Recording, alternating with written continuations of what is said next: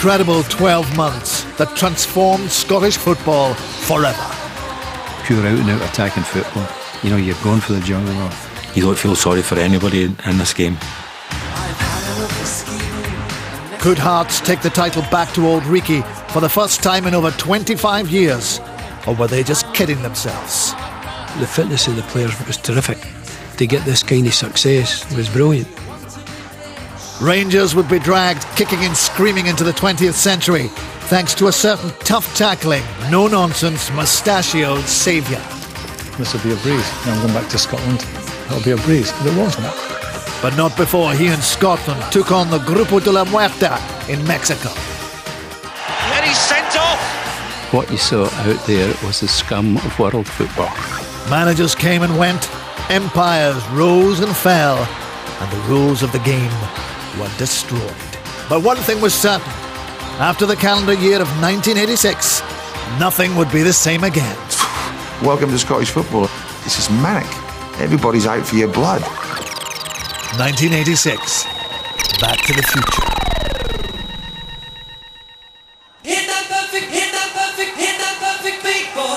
The 1980s saw the terraces of the UK being blighted by the scourge of football.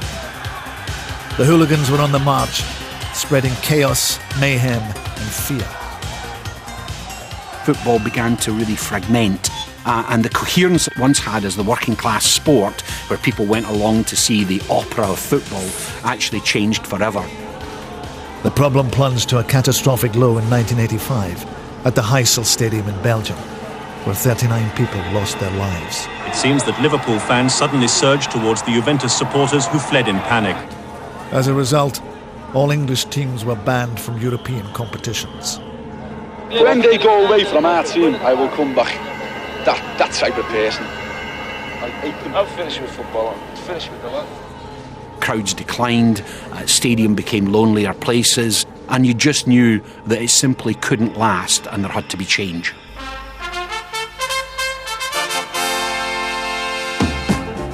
With the fans staying away, television looked to capitalise by offering more live coverage.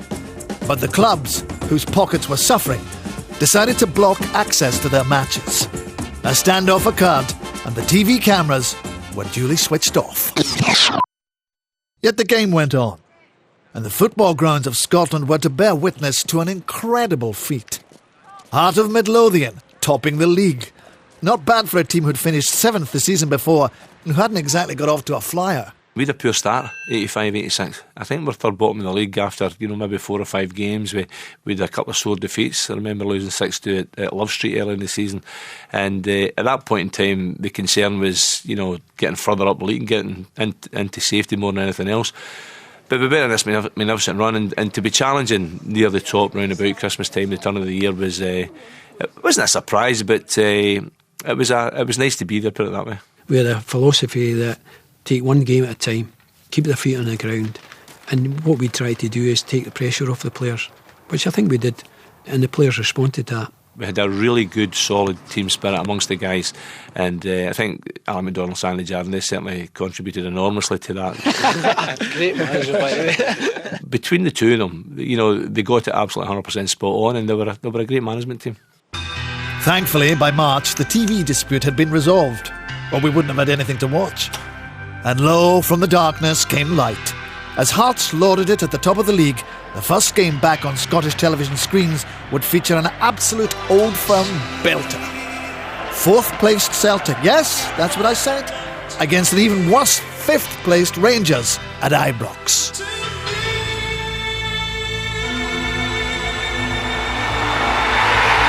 Chance for Johnston and Celtic are ahead. Deacon.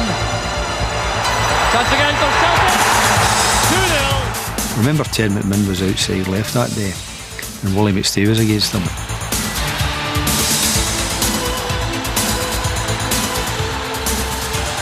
Wally got booked quite early on. I was actually thinking of substitutes and I'll wait till half time. It was too late. Wally got sent off. And down goes McMinn, and here is disaster for Wally McStay. Celtic down to 10 men. So Wally, take the blame for that. I should have subbed you earlier. Out swinging cross, Cammy Fraser. Brilliant goal from Rangers. Forms a great chance for Celtic to the third. 3-1 to Celtic. Magnificent goal. I get a second one. And was it wee Flecky get another one? Lower Fleck. That's the third. Rangers 3, Celtic 3. It seemed like 10 minutes later we were 4-3 up. Way back in, and number of 4-3 Rangers. Then I got the equaliser. The crowd makes it 4 apiece. It was a heck of a strike from Murdoch to make it 4 each.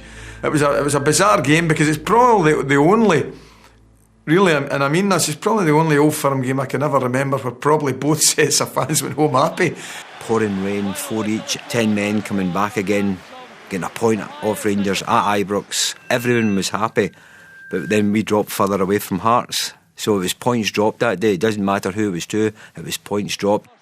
Entertaining as the match was, it couldn't hide the fact that Rangers were a club in trouble. The Old Firm encounters were the only games that the Ibrox support bothered turning up for. To put the reason in context, Alex Ferguson's Aberdeen had won as many titles in 5 seasons as Rangers had in over 20. Newly appointed director David Holmes had to act.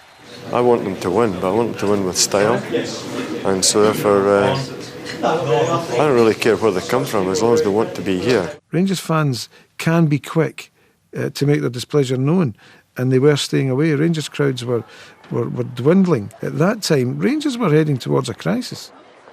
The average attendance, I think, from memory, was around about 19,000. So on one hand, they had a state-of-the-art 45,000 capacity stadium, but the attendances were down to 19,000.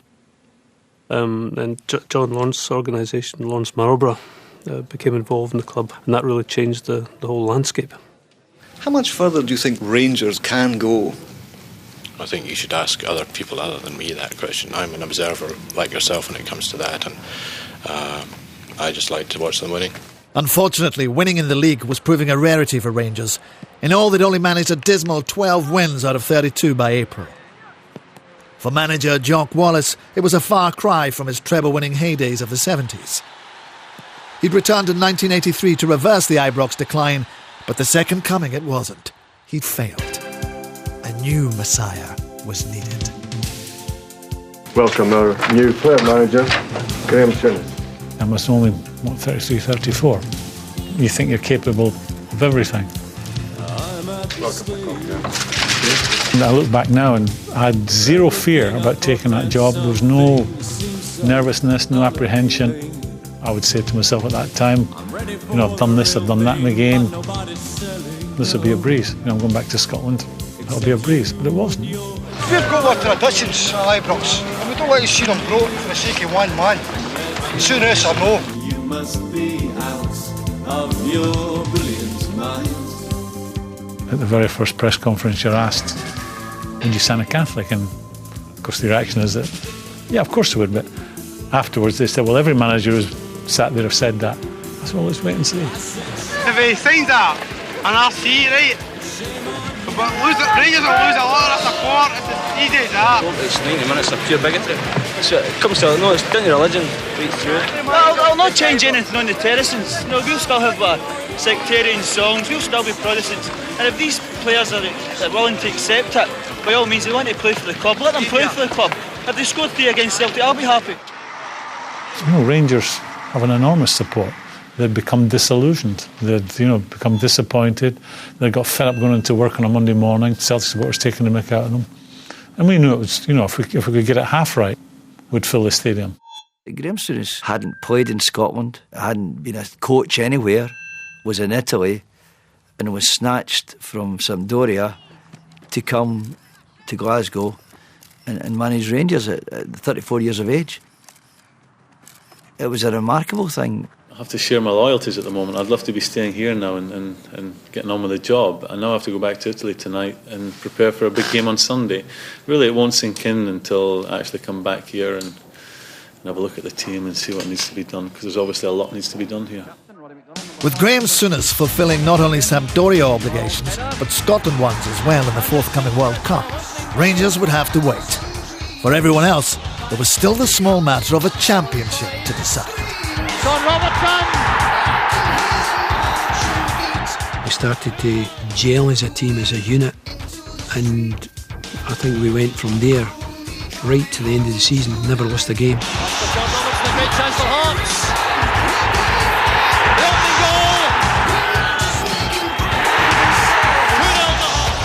Everybody expected that Hearts would just falter at some point, and as soon as they get their first defeat, then they'll get a second defeat and a third defeat, and they'll just drift away from the top spot. But to their credit, they didn't, and it was up to Celtic to go and try and close the gap on them, keep up with them as well. That was the main thing, was just to keep up with Hearts. It was so difficult there. You knew it was going to boil down to ourselves and Celtic. A chance.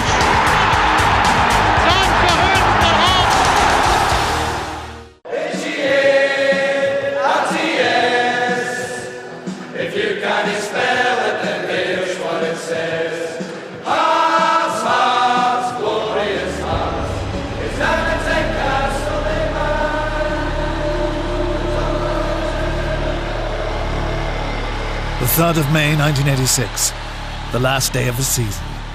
Football immortality lay in Hearts' hands. The chance of a classic double, a league clincher, and then 7 days later, a Scottish Cup final.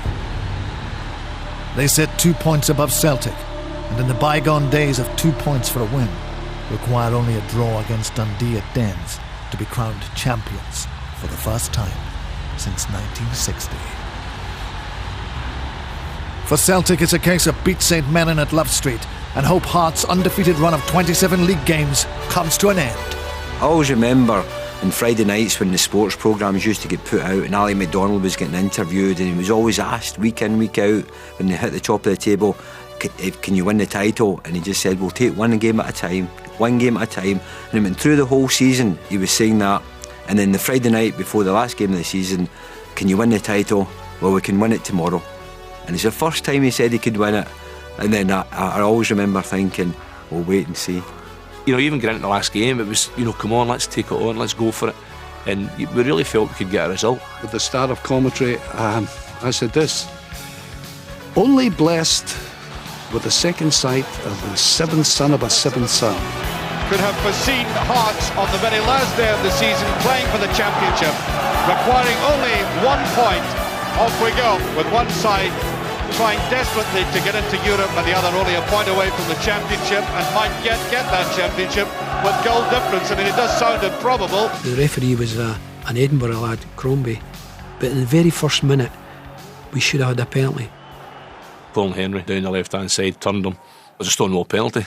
He took me out, and I've seen it lots of times since, and there's absolutely no doubt that I've got it wrong. And he didn't give it, and I'll never know why he didn't give it. And I'll tell you what, penalties have been given for less than that. And I think, without having spoken to him, that there's no doubt that because everyone knew he was a Hearts fan, if he'd awarded that penalty, he might have got the finger pointed at him. But we were still in charge of our destiny, if you like. Douglas Park, who was the director at Hearts at the time, he got the first mobile phones, I think, in Scotland, and were like 2 bricks.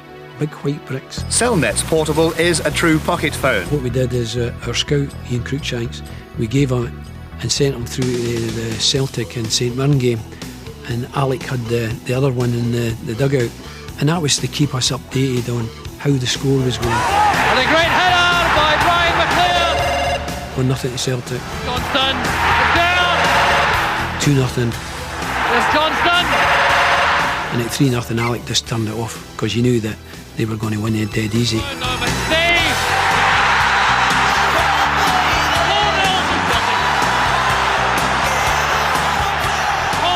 It was incredible. The football was great. The atmosphere within the ground was fantastic, and you remember scoring the goals, and St Mirren were just standing back looking at you as if this is world beaters we're playing against today.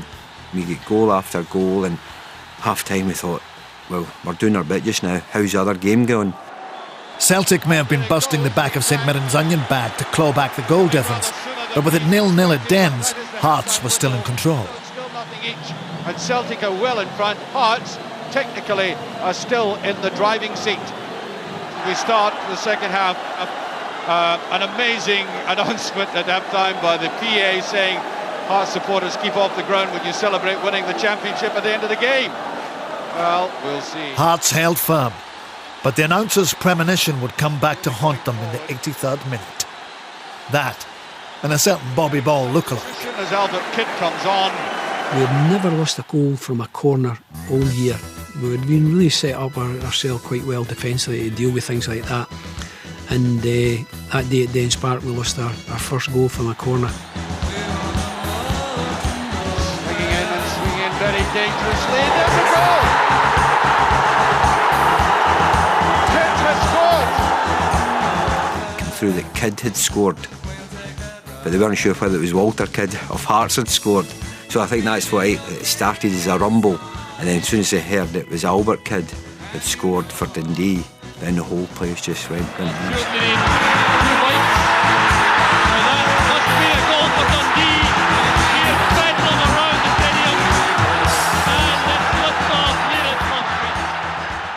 We did try to go back into the game, because if we got a goal, then it meant we would have won the league. And that's how we lost the second one, because we were chasing. Will this championship disappear from the very eyes?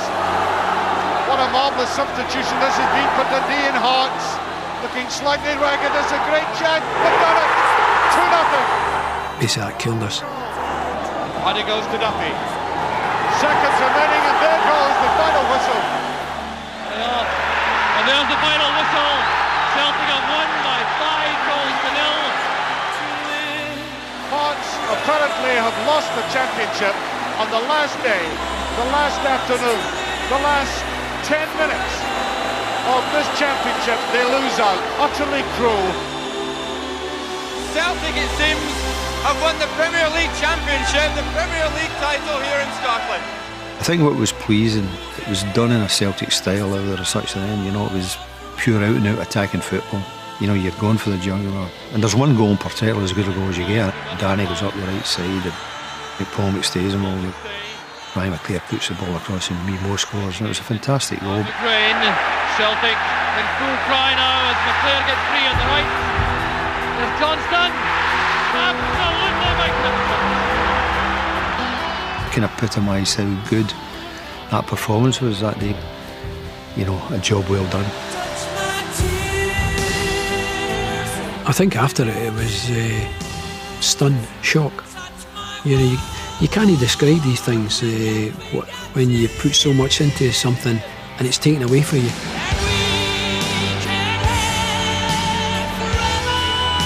I have to admit, that's the worst I've ever felt. It really was gut-wrenching, and there's nothing you can say to somebody. Some of the players were crying, some of the young lads especially, you can understand that, but you just couldn't speak because it meant so much.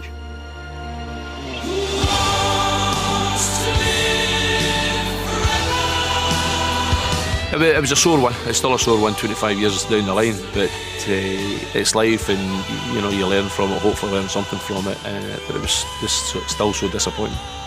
That's the thing about football, it's an emotional game, and certainly we were sick. The players are sick for the supporters, we are sick for the players, and that's just the way it is in this game. That's history now, it's behind us. We've got a Scottish Cup final to look forward to, and I think the occasion will lift the players.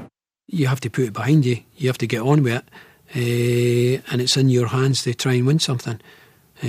Unfortunately, we're against a really good Aberdeen team. Back with Willie Miller.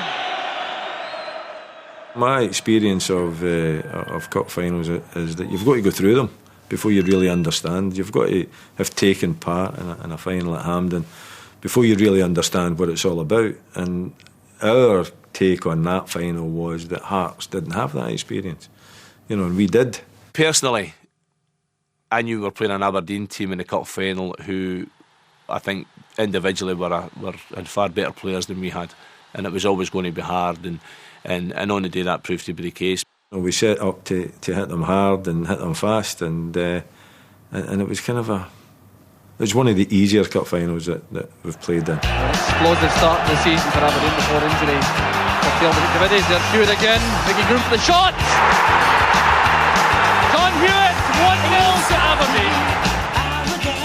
No matter how hard they tried to get themselves back up for the final, we wiped the floor with them with a ruthless and clinical performance.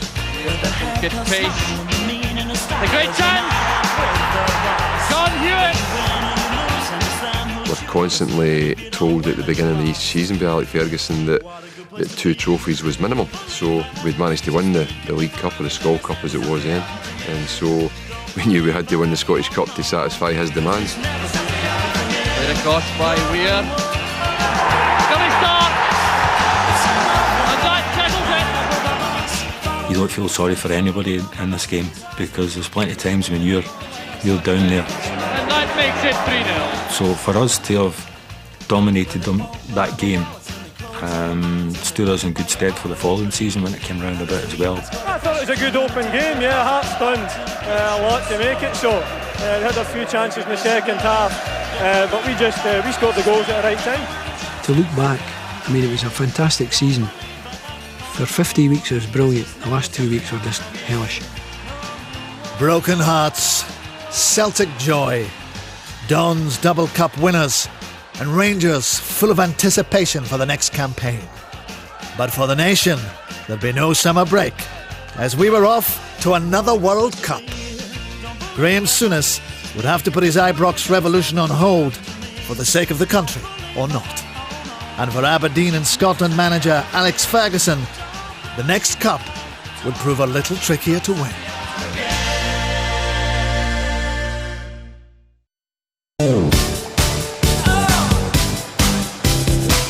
Arriba, arriba, we're off to Mexico via Prestwick Airport for Scotland's 4th World Cup in a row. Oh, those halcyon days. Baby, I'm your man. But yet that same group of players and the nation had to recover from a tragedy the previous year. A long shadow had befallen Scottish football. A legend, a lion, had passed.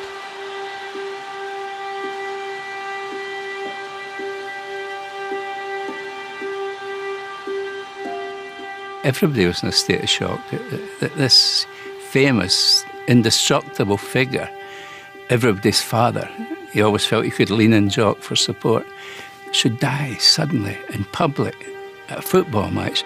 Jockstein has collapsed, it appears, on the trackside. He's been carried in, the Scottish doctor looking on anxiously. But for the moment, Scottish supporters celebrate.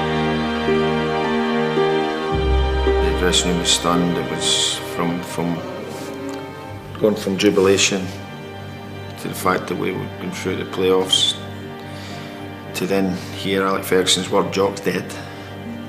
It just stunned us.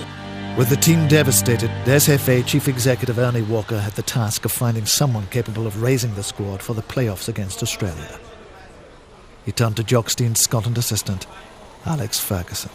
Although we were all grief-stricken, I remember very clearly speaking to Alec. I took him aside and said, would he take over from Jock? That's what subsequently happened. Fergie was ideal choice. You know, he was Jock's choice. So Jock saw something in Fergie at that time very early on. Souness is there, Strachan is there, and Cooper is there with a vengeance. A very, very important... 2 games stood between Scotland and Mexico. And so to help, Fergie had drafted in a young hotshot making a name for himself in England. Well, he would have, if anyone had seen it. The English League had also been hit by the television debacles. Do you know this gentleman alongside me? No. If I tell you he plays for West Ham, will that help you? Hugh McIlvenney, sports writer. McAvenny, that's it, yeah. Yeah, is that good enough? Did it surprise you to know that this is Frank McAvenny? You have got to be joking. McAvenny? Well, that's a hell of a mouthful, isn't it? Keep sticking them in the back of the net. They'll get to know you. Just to get a chance to play with these guys was awesome for me. And of course it was Fergie that done that for me.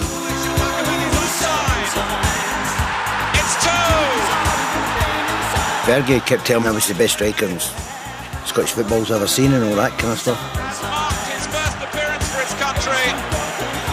With the sort of... At that time it was great, played me both games, and we got to the World Cup. It sort of turned sour after that. Sombreros and sun cream packed, it was off to Mexico. And quelle surprise, it was the group of death that awaited. It was a lousy group to draw. We always seemed to specialise in doing that, and we always imagined in draws that England seemed to get. England would draw Millport and the Isle of Man and Springburn for their 3. England, Lapland, Melchester Rovers, and me and my mum. We get Germany, Denmark, and Uruguay, which, you know, another nice quiet wee team. So it was never going to be easy. Alex Ferguson takes his team for high-altitude training in Santa Fe. What do you say is the biggest problem you've got to overcome if you're going to get West Germany, Denmark and Uruguay. The Scots move on to the City of the Gods. The Scotland team finally arrived a day after the opening ceremony. A snub? Scotland denied it was. Coming to the World Cup with we starting on Wednesday, we don't have any injuries. We're delighted.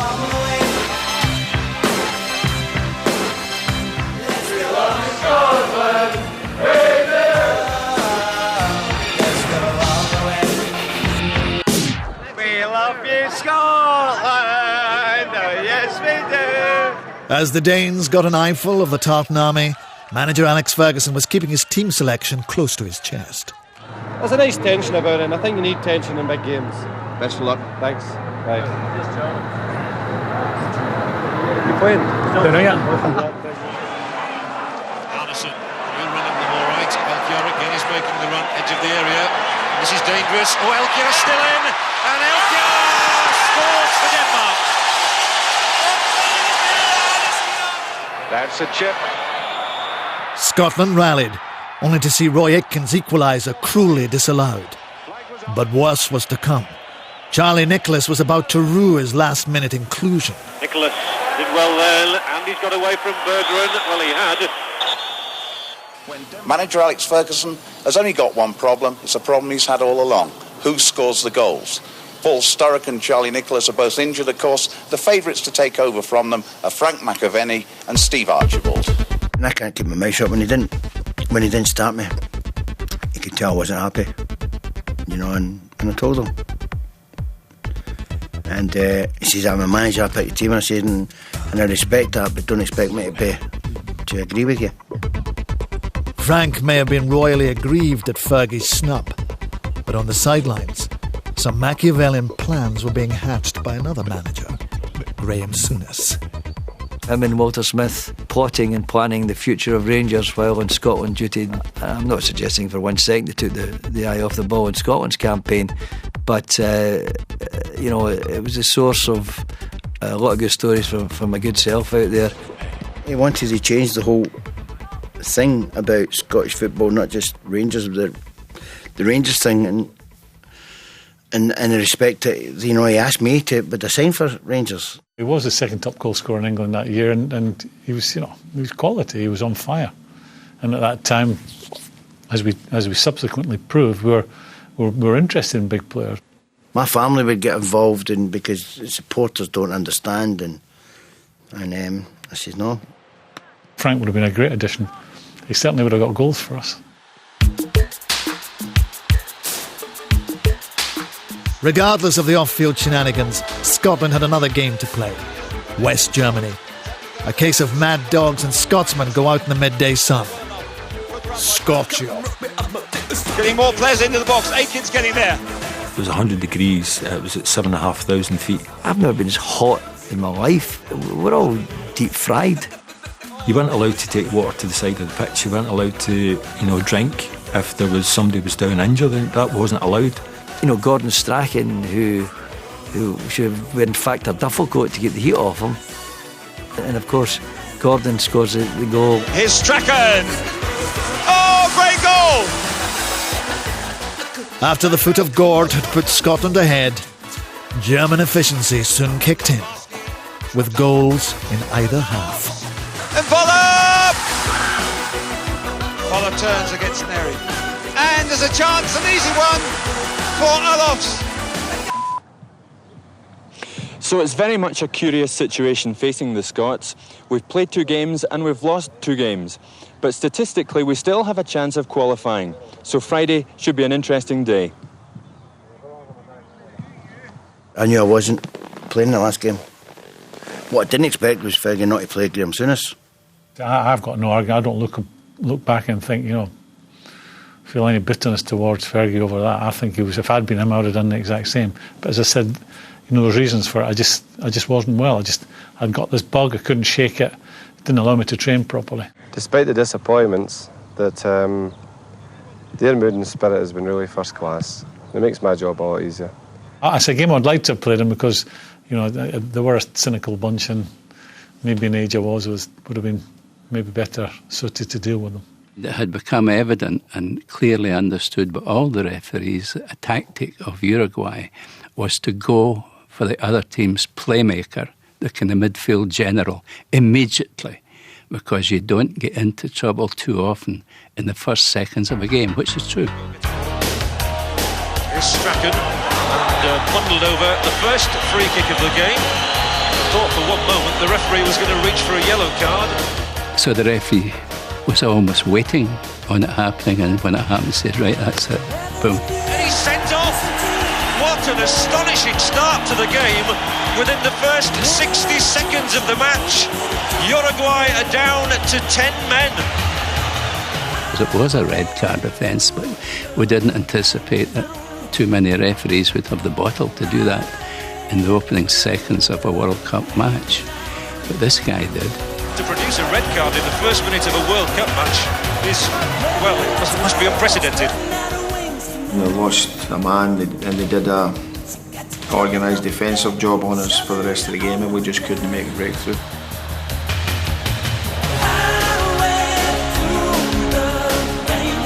See what Strachan can do here. Good ball inside the area as well. Aitken drives it across. Oh, it's a marvellous save from Nicol. He's been good enough to beat 10 men, but that's in their nature. That's particularly in these days. There must surely be a little bit of time added on as Neri hits a screamer. Oh, so close to glory, David Neri. But the whistle has gone. Scotland are out of the World Cup. It was a sad day for football that they got through, and that the team that we had didn't actually, make it through. Many of them unable to shake hands with their Uruguayan opponents. So you get the feeling that there isn't a lot of love lost down there. The whole thing is just a farce, and I think that gets through to players. Was it your last match as Scotland manager? Yeah, it will be. A microphone was stuck in my face and someone said, "What did you think of the match?" I remember clearly saying, "What match? There was no match played here this afternoon. What you saw out there was the scum of world football." I did not say they were the scum of the earth, as I was accused of saying. I certainly said that, and I meant it sincerely, and I still mean it today. I shouldn't have said it, of course, but c'est la vie. Bitter disappointment then for Scotland's players. Another World Cup, another early bath. For Fergie, the end of his short tenure as national coach. For Souness, it was the end of his Scotland career after 54 caps. A chapter was closing for these two men. Yet another exciting, explosive one awaited back home. We knew there were stirring days ahead, that Scottish football was thundering into a tsunami of absolute headlines, one way or t'other. And indeed, that was the case. Could be number one next week. Here's Sig Sputnik. You book me a client, I will sell you $500,000 at 673. 1986 was the year the shackles came off. The Big Bang. Some bright spark reckoned deregulation of the money markets would just be a super idea. High performance brings high returns, and the number of flashy sports cars in the city shows there's a good deal of new wealth around. Hello? It'll become the personal communicating device. In Scotland, Graham Souness's brand of football entrepreneurism grasped this ethos with unbridled enthusiasm. The Rangers' revolution had begun. My aim is to bring the best here. And obviously that's going to cost a lot of money. By the best, who do you mean? No names, the best. I mean, the best, in my opinion. There was already a myth building up around Graham Souness and this team he was building. There's been a lot of speculation about a lot of players coming to Rangers, but we've obviously been in contact with some clubs, but we'll leave that until nearer the time. You had this kind of bizarre cocktail of things: the arrival of Graham Souness, the banning of the England teams from Europe, and the arrival into Glasgow of a group of England internationalists who most other people other than the Rangers fans associated with the two biggies, Rangers and Dosh. I feel that they're on the verge of something big, and I'd like to be a part of it. I was hearing, whispers about certain players like Chris Wood's going to Rangers as well. There was a new revolution north of the border, and that was a catalyst for nearly everything that went on beyond. We were signing the England captain at the time. How much better does it get than that? This was astonishing. He was a club that was struggling, and a Scottish club, whereas the traffic always went south. And suddenly, the best players in Britain were coming north. You might say, well, buying the league, you could equate it that way. Well, tell that to the supporters who had suffered so long with Rangers doing absolutely nothing. Season tickets, which had been round about 2,500-3,000, jumped immediately to 6,000, then very quickly up to 20,000. This club were not wanting to make a profit. What they were wanting to do is, if they gathered money together, they were going to spend it again and spend it on the club. So we're just putting money back into the club. I still had a ridiculous large ego about myself. I thought, I'll make a difference. But on top of that, I had Terry Butcher and Chris Woods. Rangers may have lost more games than won the previous season, but now they were the cock of the walk as money talked at Ibrox. The rest of the league were keen to put these flash Harrys in their place. And there's a close-up of Graham Souness, the man responsible for creating the greatest interest in the start of a new season for years. And he has the awesome responsibility of justifying the massive optimism created among the legions of Rangers fans crammed into Easter Road this afternoon. A marvellous setting, one of the great days in the sporting year, the start of a new season. Sense, not of violence, but a sense of real sort of like dark sort of feeling about the game. Not a pleasurable one, but an intensity that was bordering on hatred, violence, fear. I don't know what it was, but it was just like not nice. Good play from Souness. Immediately under pressure though from Beattie.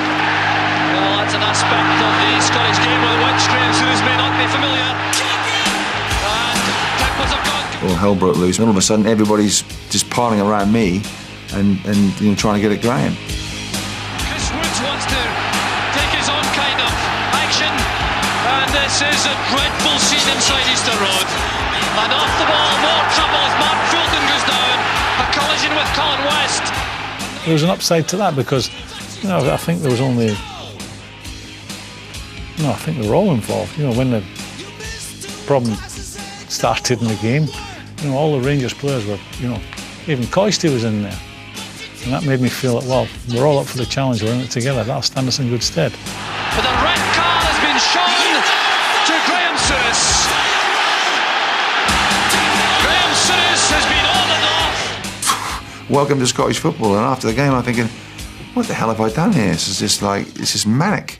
Everybody's out for your blood. Kirkwood. McCoist having to go back to help in defence. This is Irvin. There's the chance, and it's Steve Cowan for Hibs. The Battle of Easter Road proved a rude awakening for Graham Souness's revolution. 2-1 to Hibs. And the celebrations begin among the men wearing the green and white favours. It's very unfortunate the way the game turned out. Obviously, from our point of view, first and foremost, we didn't need the publicity we got. The newspaper boys loved Souness because he always gave them headlines. There was always this smell of cordite whenever Souness walked into a room. I think we were good for the business, good for the newspaper business. We created a hell of a lot of interest, not just in Rangers Football Club, but in Scottish football, I think. It wasn't just Souness causing headlines, though. After 3 league titles, 4 Scottish Cups, a League Cup and a European Cup Winners' Cup, Alex Ferguson was leaving Aberdeen behind for the job that would define his career. But 8 years is a long time, Aberdeen, so it's obviously been a happy time for me. But I think the Manchester United is too big that I was not in any way going to turn that down. He'd outgrown Aberdeen. Man United was the biggest challenge that he could possibly have got, and it was the right time for him to move. It was a sad day for the football club, but you know, that's life. No, I was glad to see the back of him because they had been quite a dominant force in Scottish football. And obviously in Aberdeen without Fergie was going to be weaker. October would give Graham Souness's New Look Rangers their first opportunity for silverware in the Skol Cup final at Hampden. All they had to do was beat Davy Hayes' Celtic.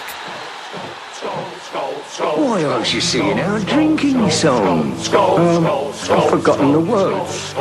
The last time the two met not so long ago, I backed Celtic. They lost.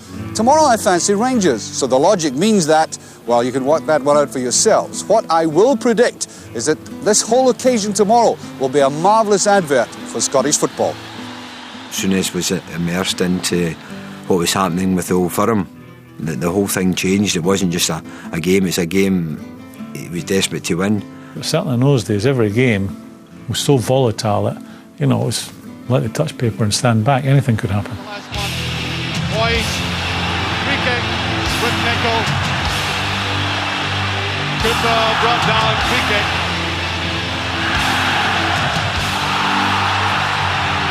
Looking. Celtic are winning 5-1 and Booking. Cammy Fraser is there. Butcher's there. Durant is there and scores. Durant scored the first one and finished it with a bit of style, I think, with his left foot, which was pretty surprising too.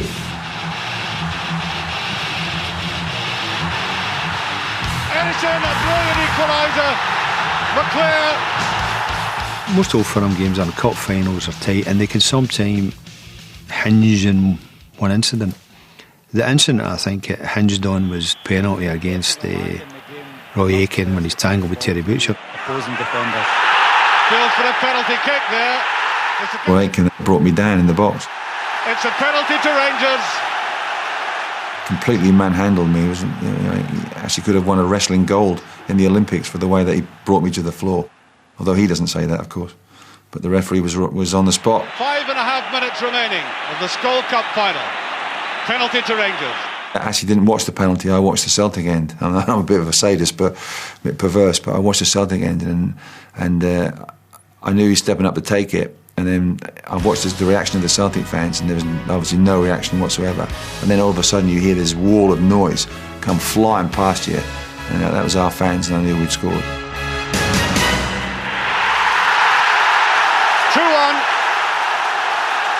I suppose nowadays you have to reflect and just say, well, the position we got on with it. And I'd always try to keep my cool, but at that stage he sent off Mo, and then he sent off Tony Shiver in mistake. He then changed his mind. He certainly showed another red card there, Jim. Yes, I think it's Tony Shepherd. For some reason, I came on. I had the ball in my hand. I'm sure I had. Davy says, I made a mistake. I've never seen this to this day. I don't know if the camera caught me. I made a mistake. I said, you're one big mistake or something. That's not normal David Hay because he's a nice, calm man in normal circumstances. And that's what managing Rangers or Celtic does to you. Makes you a different animal. And there goes the final whistle. Rangers have won the Skol League Cup final. And there's a very sporting handshake there. We certainly showed that, we beat them at Ibrox earlier, but now we've beaten you on a neutral pitch. We're here. We're going to take some shifting now. I think the momentum was with us then. The first Englishman to hold that League Cup trophy aloft. I think we're quite a formidable outfit. And then the supporters responded in a way where they had their team back and got their team back. They could go to work on a Monday morning and stick their chests out or wear their scarf to work on a Monday morning. The kids going to school would wear their Rangers scarves going to school. 1986 was an incredible and defining year. We may not have known it at the time, but we were witnessing the birth of the modern age of football. Rangers' untouchable spending power became king. as they pushed on to win 10 of the next 11 league titles. Everyone else would struggle to hang on to the regal blue robes flowing freely from Dublin. In one way it's a great feeling, but in another way it's a tell. I mean, I'm not a nervous person, but I've been shaking for the last hour and a half. He was a one-man circus that came to town. It was amazing. His reign would be colourful, packed with headlines, packed with incident, and it was great. And you thought, there's no better place to be now than Scottish football. What do you think? Listen to it, it's fantastic. I feel, well, I'm trying to savour every moment. It's going to flash by, but what an atmosphere. Played in World Cups before, but incredible. Congratulations. The whole thing about Scotland, for me at that time, and still is, it's just intense. It's just intense about football. Football means so much to so many people. It's just an incredible feeling because you are virtually immortal now to those Rangers fans. You felt enormous responsibility when you lost, but then when you won, you also knew part of that was down to you as well.